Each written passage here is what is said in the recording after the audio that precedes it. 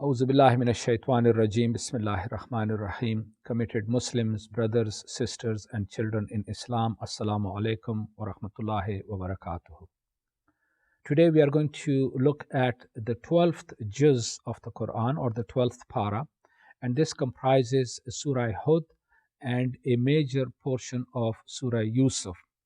Now, Surah Hud, of course, was revealed in the same time frame in Makkah as was the previous surah, Surah Yunus, that we looked at yesterday. And the contents are fairly similar, but Surah Hud contains much more harsher warnings to the mushrikeen and those that refuse to accept Allah's command. And of course, in this surah, Allah subhanahu wa ta'ala once again reaffirms that this writ, this Quran, is from Him. It is not man-made, and that He is the one, Allah is the one that who provides rizq to everybody, and that people should not be attributing or associating other gods with Allah, because there is only and only one God. And of course, Allah subhanahu wa ta'ala also points out that even though people do not believe in Allah and His commands, but He gives them leeway, He gives them time to rectify themselves, to improve themselves, and if they don't, then they definitely will face the punishment and the wrath of Allah subhanahu wa ta'ala. And this is then, of course, narrated in the stories of earlier prophets, starting with Nuh alayhi salam, who was sent to his people, and he, of course, according to the Quran, lived for almost 1,000 years. And we know from the Quran as well as from biblical narrations that Nuh alayhi salam was commanded to build a ship. And of course, when Nuh alayhi salam started to build the ship, the people made fun of him. And they said that, you are building a ship on land. But there was Allah's purpose behind it. And of course, a massive flood occurred. And then Nuh alayhi salam was told to take his followers, all the men and women and children, as well as one pair of animals each. And so when the flood occurred, of course, the whole locality, perhaps much of the known world at the time, was destroyed or drowned in the flood. And Nuh alayhi salam and his people were saved. And then, of course, the story also talks about, the surah also talks about the encounter of Hud alayhi salam with his people, Ad, and then, of course, Saleh alayhi salam with his people, Samud. Saleh alayhi salam was given a she-camel as a miracle, and he told his people to let the she-camel graze wherever it does and let it drink water one day, and then the people can have it the other day. But of course, the people, being rebellious, they killed the she-camel, and thereby Allah's wrath befell them. And then, of course, the surah goes on to discuss the angels visiting Ibrahim alayhi salam. They had gone to tell him that the angels have been sent to destroy the people of Lut alayhi salam because of their immoral conduct. And although Ibrahim alayhi salam argues with them to save them because Lut alayhi salam was his nephew, but the angels told him that this has been ordained by Allah and there is going to be no turning back now. And of course, the people of Lut alayhi salam were destroyed, apart from a small group that, of course, were his followers and his believers. And then we come to the story of Shoaib alayhi salam, who was sent to the people of Madain. Now, all of these prophets that are mentioned in the Quran, of course, the Meccan mushriks knew them and their people because they used to go on their trade caravans and they had seen the ruins of these earlier people. And these were sent as reminders so that the mushriks of Makkah would take heed. But unfortunately, when people are too much into the dunya and they are engrossed in the pleasures of this world, then they forget that there is a higher authority. And of course, then they perish, just as Fir'aun drowned in the sea. And the earlier people were destroyed because of their rebelliousness. So we hope and pray, inshallah, that we would remain committed to Allah, especially in this month of Ramadan as we go through the noble Qur'an to imbibe the lessons of this glorious book.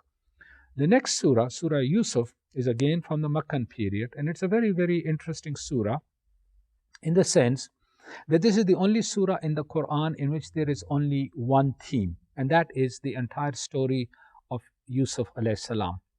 Now, Yusuf alayhi salam and his brother Binyamin were the children of Yaqub alayhi salam from one mother, and then there were 10 brothers that were from another mother. And of course, Yusuf alayhi salam was a very handsome young boy, and Yaqub alayhi salam, his father, was very fond of him. And his stepbrothers from the other mother became jealous, and they decided that if they got rid of Yusuf alayhi salam, that their father perhaps would begin to pay attention to them as well. So they plotted to find a way to get rid of Yusuf alayhi salam. So what was their plan? Some of them suggested that we are going to kill Yusuf alayhi salam. Others said, no, don't kill him. Let's throw him in a well or something, and perhaps a caravan would come that would pick him up and take him away, etc. Now, the surah starts off with actually Yusuf alayhi salam telling his father that he has had a dream in which the sun, the moon, and 11 stars are prostrating to him, bowing to him. And Yaqub alayhi salam tells Yusuf alayhi salam not to mention this to anybody, particularly to his brothers, lest they may cause him harm.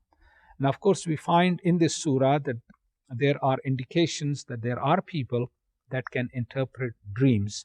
And we will find out that both Yaqub alayhi salam as well as Yusuf alayhi salam were able to interpret dreams as we proceed in this surah. In any case, his stepbrothers tell their father Yaqub alayhi salam to let Yusuf go with them as they go to tend to their sheep. And Yaqub alayhi salam, of course, is reluctant. He doesn't want to let Yusuf alayhi salam go out of his sight. He fears that his stepbrothers might cause him harm, but they convince him, so they let Yusuf go with them. And of course, they take Yusuf alayhi salam with them, and then they actually grab him and throw him in a well. And then what they do is that they slaughter one of the sheep and get the blood of that sheep on Yusuf alayhi salam's clothes and on their own clothes, and they come back to their father pretending that a wolf had devoured him, that they were he was playing around, he went away, and the wolf came and devoured him, and they were unable to save him. And Yaqub alayhi salam, of course, his father, was deeply distressed by this, but he was totally helpless. He was an old man and he couldn't do anything. And of course, as Yusuf alayhi salam was in that well, a caravan came along, and they thought they will draw some water, but when they looked at the well, they found this little child over there. They pulled him out and took him with them to Egypt. And so they took Yusuf alayhi salam and they sold him to the Amir, the ruler of Egypt, who found in him a good person, and of course, employed him as a servant in his house. Now, the Amir's wife developed ill intentions towards Yusuf alayhi salam. She wanted to have an affair with Yusuf alayhi salam, but of course Yusuf alayhi salam is God's chosen prophet, and he does not want to commit adultery. He, of course, refuses to accept the advances of the wife of the ruler. And the ruler's wife, of course, has trapped him in a room, and the door is locked.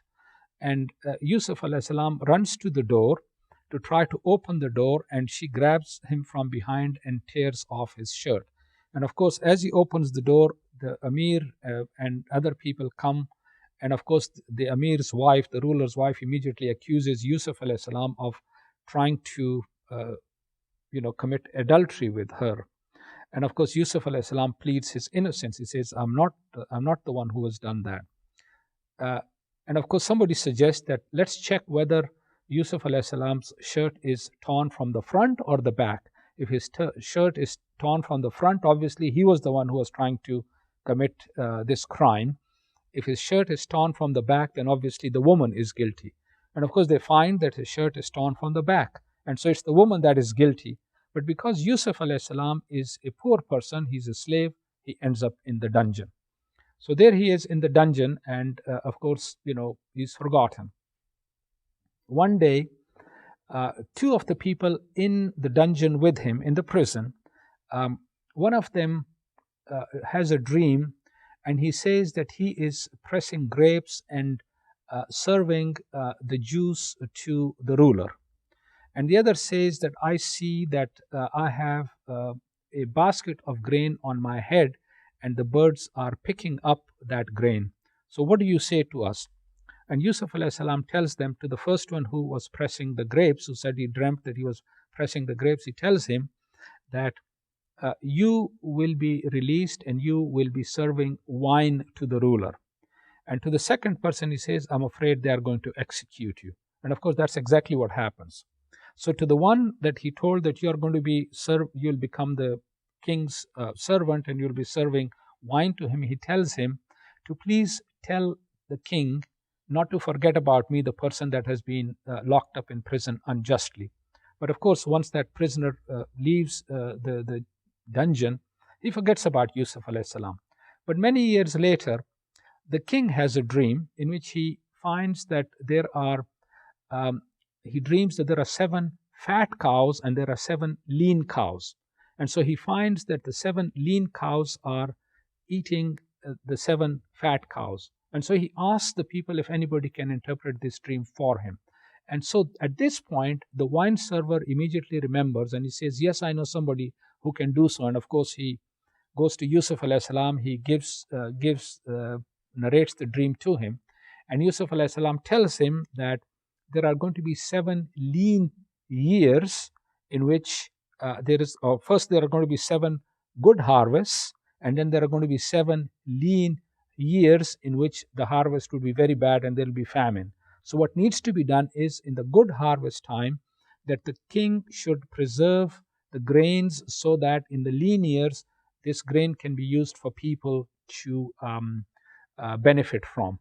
And so the king then, of course, this man who was pressing or serving wine to the king, then he tells him about Yusuf alayhi salam, and Yusuf alayhi salam is brought out of the dungeon.